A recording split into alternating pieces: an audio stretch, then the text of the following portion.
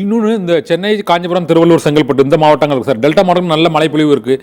இந்த பகுதியில் வந்து மேகம் வந்து மொத்தமாகவே அந்த அந்த தண்ணீர் கோர்த்து இருப்பது போல் ஒரு ஒரு சூரியனே கண்ணுக்கு தெரியாத அளவுக்கு அந்த மழை வந்து விட்டு விட்டு பெய்யுது. ஒரு ½ அன் அவர் பெய்கிறது, அப்புறம் திரும்ப வந்து இருக்குது, அதுக்கப்புறம் ½ அன் அவர் பெய்யுது. இது இந்த புயல் காலத்தில் இருக்கிற மாதிரி இருக்குது சார். அதுக்கு என்ன சார் காரணம்?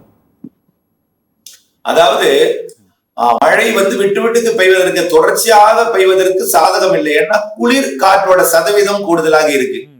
நிலநடுக்கோட்டு இந்திய பெருங்கடலில் குளிர் காற்றோட சதவீதம் கூடுதலாக இருக்கு. ஒரு 10 நிமிஷம் தான் பெய்யுது, ஒரு 10 நிமிஷம் பெய்யுது, அப்புறம் ஒரு 15 மினிட்ஸ் விட்டுறது, திரும்ப 10 நிமிஷம் அதே மாதிரி பெய்யுது. அதான் கேட்கிறேன்.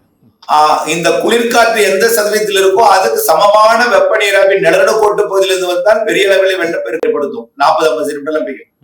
ஆனால் இது குறைவாக பெய்வதற்கு, 10 சென்டிமீட்டருக்குள்ள பெய்வதற்கு காரணம் இதுதான். குளிர் சதவீதம் கூடுதலாக இருக்கு. மேக உற்பத்தி அதிகமாகிறது, மேகமாக மாற்றுவதற்கு சாதகமா இருக்கு. ஆனால் அது மழையாக குளிர்விப்பதற்கு போதுமான வெப்பம் இல்ல. வெயில்ல மேகத்துக்கு மேல வெயில் அடிக்கிறது.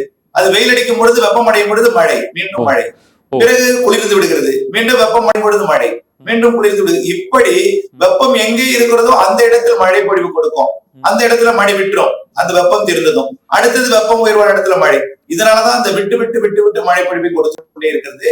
இப்ப நிகழ்வு மன்னார் வளைகுடாவில மைய பகுதியில போய் இறங்க போகிறது. அங்க பாத்தீங்கன்னா சென்னைக்கு அருகே டெல்டா மாவட்டத்துக்கு அருகே பயணித்து கொண்டிருக்கூடிய வெப்ப நீரோட்டம் வந்து இலங்கைக்கு கிழக்கு புறமா வந்து, இலங்கைக்கு தெற்கு புறமா வந்து மன்னார் வளைகுடாவில் வந்து நிறைவடைகிற வெப்ப நீரோட்டத்தில் போய் இது பிடிக்க போகிற காரணத்தினால கொஞ்சம் தீவிரமடை இருக்கிறது.